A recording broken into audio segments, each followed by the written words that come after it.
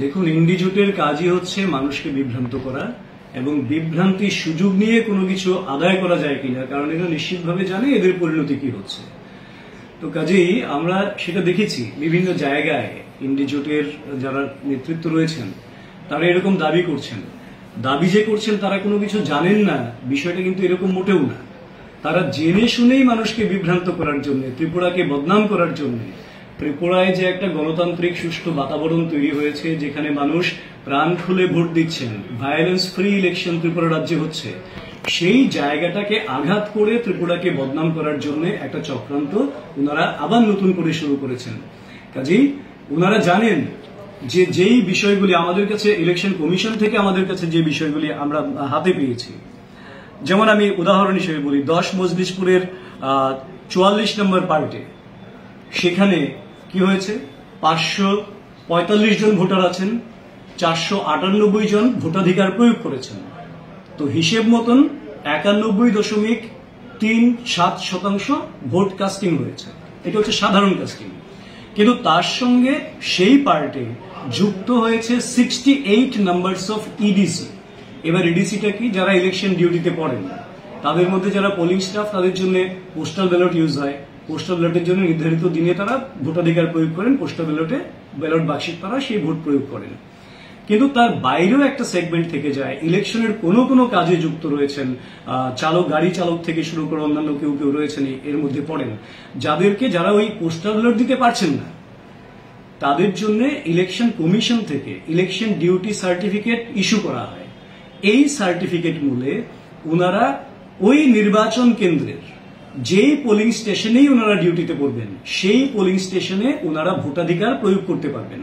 আর এই ভোটাধিকার প্রয়োগ মানে হচ্ছে ওই কেন্দ্রের যত পোলিং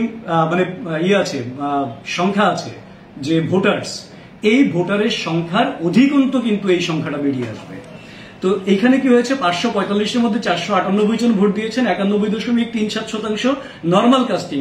তার সঙ্গে 68টা ইডিসি যোগ হওয়ার ফলে সেখানে 498 প্লাস 68 হয়ে গিয়ে সেটা 91.37% থেকে বেড়ে হয়ে গেছে 103.85%। এইটা হচ্ছে পার্ট নাম্বার 44 অফ 10 মজলিশপুর বিষয়। আবার দেখুন, খয়েরপুরে ইডিসি যেখানে আছে সেখানে কাস্টিং বাড়বে, সেটাই স্বাভাবিক। খয়েরপুরের 44 নম্বর পার্টের বিষয় যদি আমরা দেখি, 1290 জন ভোটার সেখানে রয়েছেন, 1053 জন সেখানে ভোটাধিকার প্রয়োগ করেছেন, মানে 81.62% ভোট সেখানে নর্মালি হয়েছে। তার সঙ্গে ইডিসি পড়েছে 60টা ভোট। এবার 60টা ভোট ইডিসি পড়ার ফলে যেখানে নর্মাল 81.62% হওয়ার কথা, সেটা বেড়ে হয়েছে 82.17%। তার মানে ভোটিং পার্সেন্টেজ যেখানেই ইডিসিতে ভোট হচ্ছে, ভোটিং পার্সেন্টেজ বাড়বে, কারণ এটা স্বাভাবিক বা সাধারণ ভোটারের সংখ্যা থেকে অধিকন্ত সেই পোলিং স্টেশনের সঙ্গে সেটা এড হয়। ঠিক আছে? তো সেম 5 খয়েরপুরের 25 নম্বরে যেখানে নর্মালি 87.38 সেখানে 87.97 দেখাচ্ছে, কারণ সেখানে 5টা ইডিসি আছে। আবার যেখানে 2 মোহনপুরের 38 নম্বর পার্ট, সেখানে 452-র মধ্যে 429 পড়েছে, মানে 94.91% ভোট পড়েছে। কিন্তু সেখানে 63টা ইডিসি যুক্ত হয়েছে, ওই ধরনের পোলিং এ যুক্ত যারা রয়েছেন তারা ভোটাধিকার প্রয়োগ করেছেন, ফলে সেটা দেখাচ্ছে 108.84%। তো কাজে ইডিসি বিষয়টা সিপিএম, কংগ্রেস বা বিরোধী যারা রয়েছেন তারা কেউ বোঝেন না, সেটা মোটেও না। এই মানুষ যে গণতান্ত্রিক অধিকার প্রয়োগ করার জন্য কমিটেড এবং সুস্থ স্বাভাবিক নির্বাচনে স্বচ্ছতার সঙ্গে ভোট হওয়ার কারণে নির্বাচন কমিশন প্রশাসন যে ব্যবস্থাপনা করেছে তার ফলশ্রুতিতে মানুষ তার ভোটাধিকার প্রয়োগ থেকে বিরত হননি, যার জন্যই ত্রিপুরাকে বদনাম করার জন্য, ত্রিপুরার হাই ভোট টেন্ডেন্সিতে ত্রিপুরা এবারও যথারীতি সারা দেশের মধ্যে একেবারে সামনের সারিতে থাকবে। তো তাকে বদনাম করার জন্য এটা একটা চক্রান্ত ছাড়া আর কিছু নয়।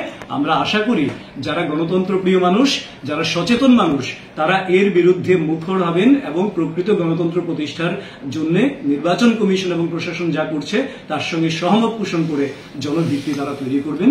আমরা এই ধরনের নিন্দনীয় কাজে বা এই ধরনের ষড়যন্ত্রমূলক বিভ্রান্তিকর বিষয়টাকে যেভাবে তারা করছেন তার আমরা তীব্র নিন্দা জানাই।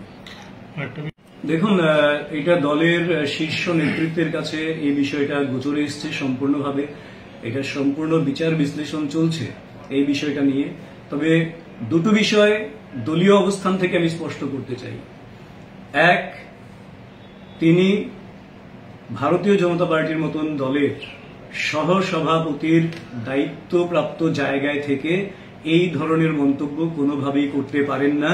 এটা দলীয় কোনো অবস্থান নয়, সম্পূর্ণ ওনার ব্যক্তিগত বিষয়, এটা স্পষ্টভাবে বলছি আপনাদের।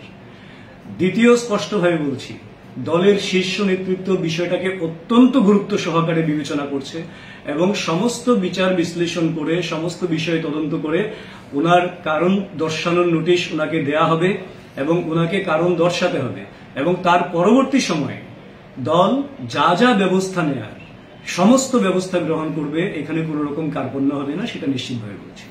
দল এই বক্তব্যকে কোনোভাবেই সমর্থন করছে? একেবারেই দলীয় কোনো অবস্থান নয়, দল সমর্থন করে না, এটা ওনার ব্যক্তিগত বিষয় এবং উনি দলীয় জায়গাটাকে সহসভাপতির মতন জায়গাটাতে থেকে এটা তিনি করতে পারেন না। ব্যক্তিগত কোনো মতামত তিনি সেই জায়গা থেকে দিতে পারেন না। কাজেই এটা ওনার ব্যক্তিগত অবস্থান, দল তার বিরুদ্ধে যা ব্যবস্থা নেওয়ার সঠিক সময়ে ব্যবস্থা নেবে।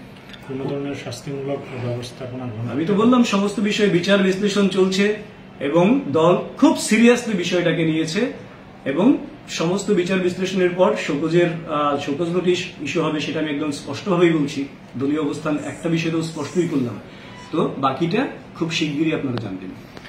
বিষয় হচ্ছে ওনাকে জিজ্ঞাসা করার পর উনি বলছে যে উনি দলকে জানিয়েছে, সভাপতিকেও জানিয়েছে এবং কেন্দ্রীয় নেতৃত্বকে উনি চিঠি পাঠিয়েছে। সেই বিষয়টাকে আপনাদের কাছে আমি স্পষ্ট করেই বললাম যে দল সেটাকে খুব সিরিয়াসলি নিয়েছে। উনি দলীয় অবস্থান, যে ওনার পদাধিকার যেটা রয়েছে, সেই জায়গা থেকে উনি কোনোভাবেই এই ধরনের মন্তব্য করতে পারেন না। ওনার ব্যক্তিগত মন্তব্য সেগুলি, এর সঙ্গে দলের কোনো যোগ নেই এবং তার জন্যই যা ব্যবস্থা গ্রহণ করা সঠিক সময় ব্যবস্থা গ্রহণ। তো উনি কি আপনাদের আগে না জানিয়ে এই প্রেস মিটে করেছে? অবভিয়াসলি